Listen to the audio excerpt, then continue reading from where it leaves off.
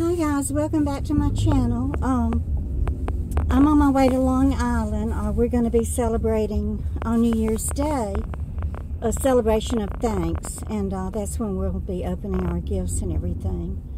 So it's Sunday about 2 o'clock, and I am in, a traffic jam, big time.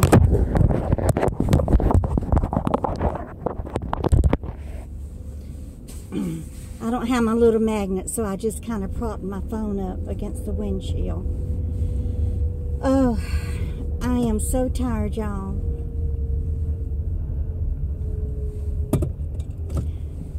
The inhaler that I take for my asthmatic bronchitis, it's called Flexicort, and it's a powder. Well, my doctor has been trying to get me to change. She's got a whole cabinet full of physician samples, so I know the pharmaceutical rep has been in there pushing this Pulmicort. She said, oh, it's got 2 ingredients in it, it's so much better for you, it's going to work so much better. So she gave me a couple of samples, so I agreed to try it. Well, y'all, I woke up in the middle of the night with my throat and my tongue on fire. I mean, it was burning and burning and burning. I couldn't breathe, I couldn't swallow, so I had to get up and drink ice water. And you know, these steroids, they cause thrush, you know, candida or yeast infection in your mouth and throat. And I think that's what I got from this new Pulmicort. So anyway, I just didn't sleep much. And then being stuck in this bumper-to-bumper traffic, I wanted to tell y'all a little story, and it has to do about when I was in recovery from the drug addiction, and I went to live in a recovery home in Pensacola, Florida called New Beginnings. The people that run this home, it's still in operation as far as I know. They saved my life. I mean, this was the best care that I could have ever imagined getting. They were affiliated with a branch of Baptist Hospital there in Pensacola that had the mental hospital, or the mental facility. It wasn't really a mental hospital, but it was mental care for the community. You know, a lot of it was county care, and so there were a lot of people there who were on Medicaid and, you know, low income. But I had the best therapist there. I can't remember her name, but she was so good. She became a therapist because her sister was a terrible, terrible alcoholic, and she just drank herself to death. And that, you know, losing her sister like that to alcohol really had an impact on her life, and she, you know, she made up her mind that she wanted to help alcoholics and drug addicts, and she was excellent at what she did. But anyway, I had been in Pine Grove Treatment Center in Hattiesburg and got off the drugs. Lord, y'all, I was addicted to all kinds of narcotics. It wasn't just one. It's a wonder that I didn't have a respiratory failure. I mean, I was on, I had a fentanyl patch on my arm, the highest dosage that they make, 150 milligrams. I was taking OxyContin, Percocet. If I could get my hands on some Lortab, I would take that too. I was taking Xanax and Valium, and then a sleeping pill called Soma. So it's only by the grace of God that I'm still here today. But when I went into the recovery home, we had to pay $600 a month, and we were required to work. So I got a job with this lady named Sandra, and she was my Sunday school teacher at Olive Baptist Church. You know, we were required to go to church, and we had to go to either an AA meeting or an NA meeting, Alcoholics Anonymous or Narcotics Anonymous, every single day.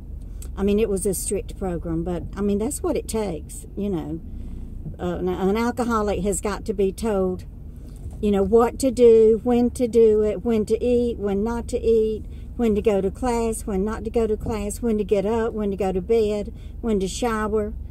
You know, it's just like learning how to live all over again, because when you're a druggie, you know, you're not taking care of yourself and you aren't eating right. You're just searching for that next hit. So I went to work for Sandra, so I'm going to tell y'all some stories about her. She was OCD, y'all, so bad, and she was a religious fanatic. I mean, she would sit in front of the computer and just type the Bible. I mean, just type and type and type and type and type and type, just from the Bible. And then print it out, and then she would put the red ink in there and try to print out, you know, Jesus, you know, like in the Bible, Jesus's words, you know, in the red ink. And it just didn't make any sense. Why would somebody want to just sit and type and type and type and type the Bible? She was OCD like that. And she collected nativity scenes. So in every room, in every house, there were nativity scenes everywhere. And all the pictures on the walls, anything on the walls, it had a Bible verse in it. I mean, there was nothing secular in her house. Everything had to do with you know, religion. And she was OCD, like if she had to have a pair of everything. Like she had a little, it was like a little dog, ceramic type dog, you know, doorstop. Well, she didn't have one. She had to have another one just like it in the same exact place on the other side of the room. And y'all, she had above the garage now, I guess it was a normal size garage, but she had her boutique up there. And they lived in a very fancy, expensive home. Her husband's family owned a huge scrap metal yard there in that area. And so they had lots of money. But above the garage, she had her boutique. And Lord, she had these racks, I mean, these poles going across the garage. Probably at least 6 or 8 poles. And they were full, I mean, jam-packed full of clothes. And she wouldn't have like just one brown leather dress. She had a red one, a green one, a blue one, every color that they made that particular leather dress in. And it was the same way with all of her clothes. And then it was my job to keep them organized, and they all had to be organized by the type of clothes that it was, and then by color. So say for instance, all the dresses had to be together on a rack, and all the red dresses had to be together, all the yellow dresses had to be hung together, all the blue dresses, I mean, everything had to be hung according to what type of dress it was, and the color. Y'all, one day I started counting her red dresses, and when I got to 36, I stopped. I mean, there were more and more and more. And this is in Florida, y'all, but she had mink coats and furs and, you know, leather coats, leather jackets. She was obsessed with clothing. And then down in the garage itself, she just had tub after tub after tub after tub of shoes. And they all had to be organized too. I mean, it was a full-time job for me, just keeping all of her dresses and her shoes organized. So all the shoes had to be organized, you know, all the heels together, certain types of heels. And then they had to be stored by color. And then she had purses. Now, she was not as much of a purse fanatic as she was a clothing and shoe fanatic. And she was the same way with her jewelry. She did keep the jewelry inside in a safe. But, I mean, she had hundreds and hundreds of gold, you know, just say gold chains. And then she had diamonds. And she had a 3.5 carat diamond wedding.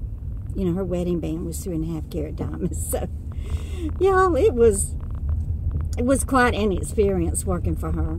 But she did, you know, she helped me. She was a good Sunday school teacher, and she did help me a lot. We would pray every day and read scripture, and it was nice to be able to work in her home.